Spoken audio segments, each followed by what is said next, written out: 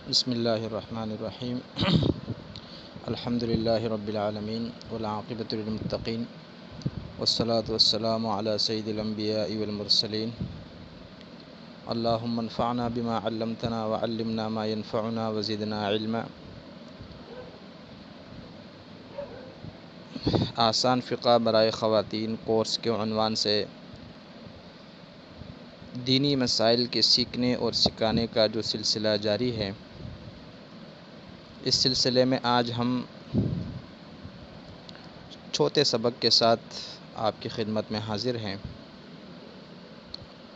آج کے سبق میں ہم جو مسائل پڑھیں گے وہ نواقض وضو سے متعلق ہے، یعنی وہ چیزیں جن سے وضو ٹوٹ جاتا ہے یا وہ چیزیں جو وضو کو توڑ دیتی ہیں۔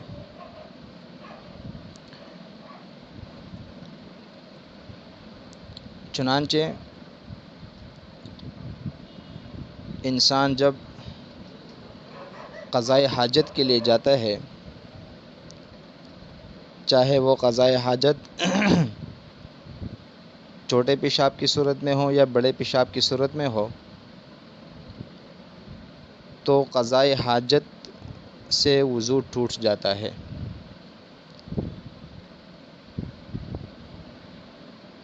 اسی طرح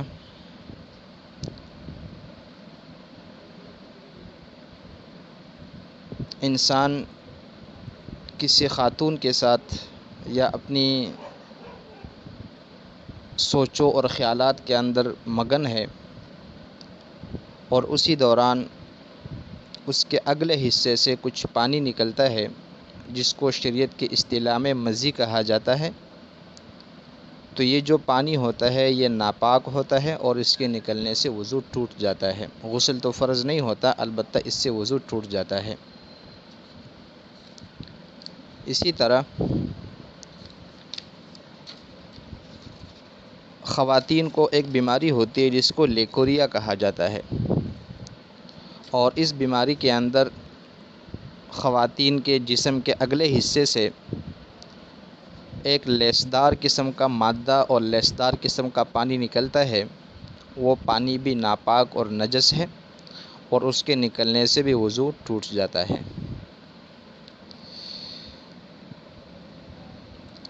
بسا اوقات انسان ناک صاف کرتا ہے اور جب اس ٹیشو کو دیکھتا ہے یا اس رومال کو دیکھتا ہے جس سے ناک صاف کیا ہو، تو اس میں جمے ہوئے خون کے ٹکڑے ہوتے ہیں،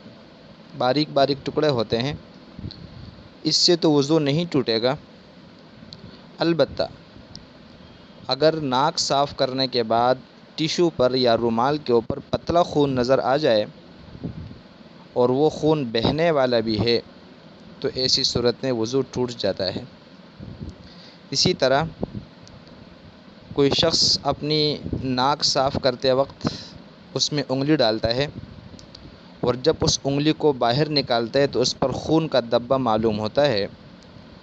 اب اگر وہ خون اتنا زیادہ ہو کہ وہ بہنے کے قابل ہے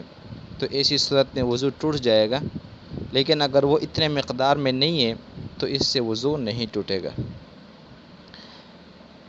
اسی طرح کسی شخص کے آنکھ کے اندر کوئی دانہ نکلتا ہے اور پھر وہ دانہ ٹوٹ جاتا ہے یا یہ شخص اسے خود توڑ دیتا ہے، اور اس دانے کا جو خون ہوتا ہے یا جو اس کا پانی ہوتا ہے وہ آنکھ کے اندر پھیل جاتا ہے، لیکن وہ پانی آنکھ سے باہر نہیں نکلتا، تو جب تک وہ پانی باہر آ کر چہرے کے اوپر، رخسار کے اوپر نہیں بہتا، اس وقت تک اس سے وضو نہیں ٹوٹے گا۔ البتہ اگر وہ پانی یا پانی ملا ہوا خون آنکھ سے باہر آ کر رخسار کے اوپر بہہ پڑے تو ایسی صورت کے اندر وضو ٹوٹ جاتا ہے۔ اسی طرح کان کے اندر کوئی دانہ تھا اور وہ دانہ ٹوٹ جاتا ہے، تو جب تک اس دانے کا خون یا پیپ ناک کی سوراخ کے اندر موجود ہے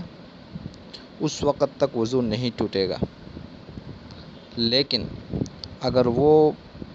پیپ یا خون باہر آ جاتا ہے تو ایسی صورت میں وضو ٹوٹ جاتا ہے۔ اسی طرح کسی شخص کے جسم کے اوپر کوئی دانہ ہے، کوئی چھالا ہے اور اس کے اوپر چلکا ہے، اور یہ شخص اس چلکے کو نوچ ڈالتا ہے اور چلکے کے نیچے سے خون یا پیپ دکھائی دیتا ہے، لیکن وہ خون یا پیپ اپنی جگہ پر ٹھہرا ہوا ہے، کسی طرف نکل کر بہتا نہیں ہے، تو ایسی صورت میں وضو نہیں ٹوٹے گا۔ لیکن اگر وہ خون یا پیپ بہہ جاتا ہے تو ایسی صورت میں وضو ٹوٹ جائے گا۔ اسی طرح بسا اوقات انسان کو اپنی تھوک کے اندر خون معلوم ہوتا ہے اور خون نظر آ جاتا ہے، تو اسی صورت کے اندر حکم یہ ہے کہ اگر وہ تھوک جو ہے وہ زیادہ ہے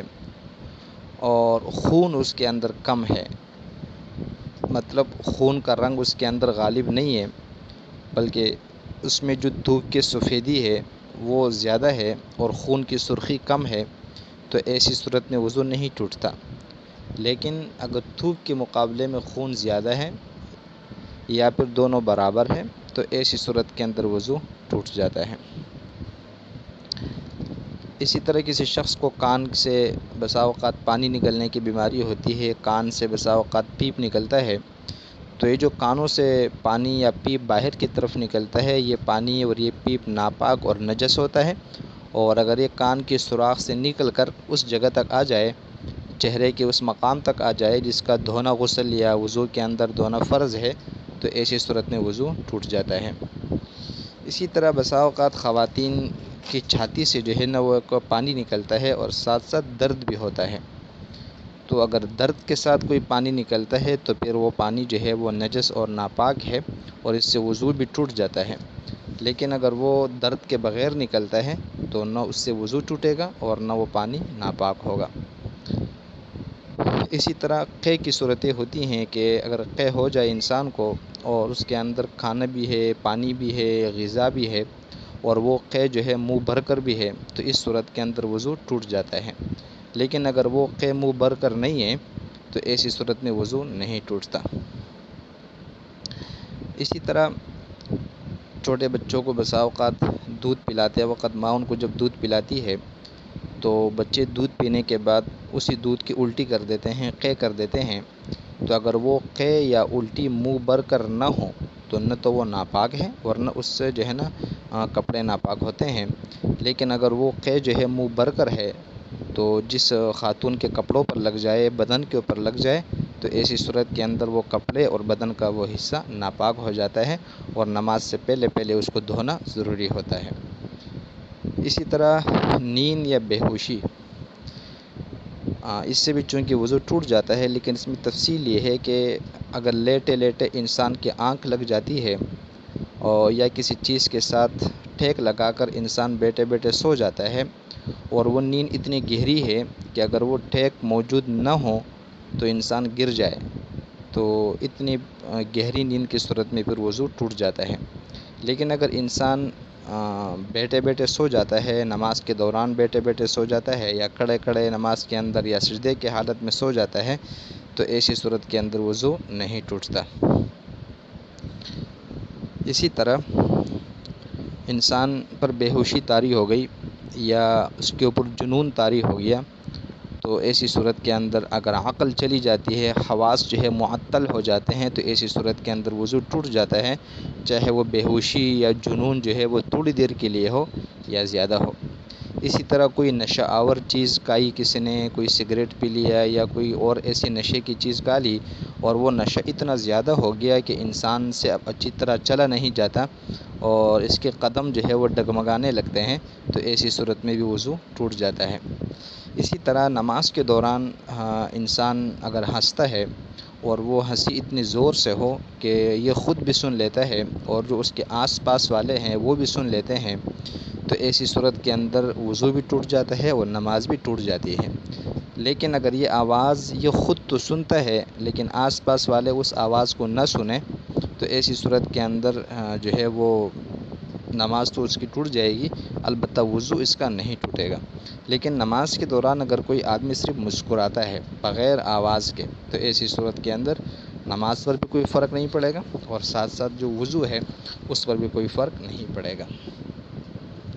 البتہ کچھ چیزیں ایسی ہیں کہ جس کے بارے میں اکثر لوگ سوالات کرتے ہیں کہ آیا اس سے وضو ٹوٹتا ہے یا نہیں ٹوٹتا، تو اب ذرا ان کے بارے میں بھی سن لے کہ اس سے وضو پر کوئی فرق نہیں پڑتا اور اس سے وضو نہیں ٹوٹتا۔ مثال کے طور پر وضو کرنے کے بعد کوئی شخص اپنے ناخن کٹواتا ہے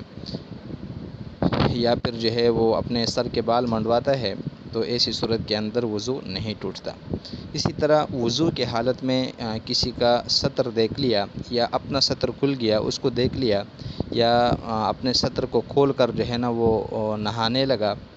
اور اسی حالت میں اس نے وضو کر لیا، تو ان تمام صورتوں کے اندر وضو نہیں ٹوٹے گا۔ اور سطر کھول کر وضو کرنے کی صورت میں اگرچہ وضو کرنا مکروہ ہے، لیکن ایسی صورت کے اندر وضو ہو جاتا ہے۔ اسی طرح اگر کوئی شخص ایسا ہے کہ اس نے وضو جب کیا تھا تو وہ تو اس کو یاد ہے، لیکن اب اس کو یہ یاد نہیں ہے کہ آیا اس کے بعد میرا وضو ٹوٹا ہے یا ٹوٹا نہیں ہے، تو چونکہ شریعت کا اصول ہے کہ یقین جو ہے وہ شک کے ذریعے سے ختم نہیں ہو سکتا، اس لیے چونکہ وضو کرنا اس کو یقین کے ساتھ یاد ہے، اس لیے اس کا وضو برقرار رہے گا، اور شک اور شبہے کی وجہ سے اس کا وضو نہیں ٹوٹے گا۔ قرآن مجید کا جہاں تک حکم ہے تو بغیر وضو کے قرآن مجید کو ہاتھ میں لینا، قرآن مجید کو چھونا یہ درست نہیں ہے۔ البتہ اگر کسی کپڑے کے اندر اس کو لپیٹ کر لے لیا جائے، بشرطے کہ وہ کپڑا انسان کی جسم سے ملا ہوا نہ ہو، مطلب اپنے آستین سے یا اپنے دامن سے اس کو اگر قرآن کو ہاتھ میں لیتا ہے تب تو جائز نہیں ہے۔ البتہ اگر کوئی بدن سے الگ کپڑا ہے، رومال ہے، کوئی چادر ہے، تو ایسی صورت کے اندر کپڑے کے اندر قرآن مجید کو لینا بغیر وضو کے بھی جائز ہے۔ اسی طرح بغیر وضو کے قرآن مجید کی آیتیں اگر کسی کاغذ کے اوپر، کسی کپڑے کے اوپر لکھتا ہے تو یہ جائز تو ہے، لیکن شرط یہ ہے کہ جو قرآن کی آیتیں ہیں اس پر جو ہے نا اس کا ہاتھ نہ لگے اور وہاں سے اپنے ہاتھ کو دور رکھے۔ تو یہ کچھ مسائل ہے وضو کے ٹوٹنے یا نہ ٹوٹنے سے متعلق۔ بعض چیزیں ایسی ہیں کہ جن سے وضو ٹوٹ جاتا ہے، اور بعض چیزیں ایسی ہیں کہ جن سے وضو کے اوپر کوئی فرق نہیں پڑتا۔